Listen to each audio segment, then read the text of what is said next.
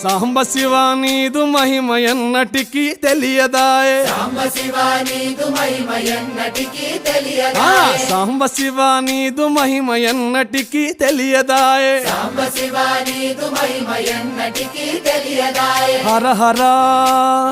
శివ శివ హర హర శివ శివ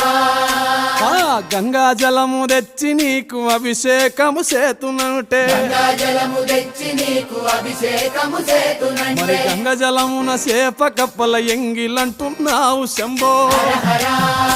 ఆహా. శివ శివ హర హర శివ శివ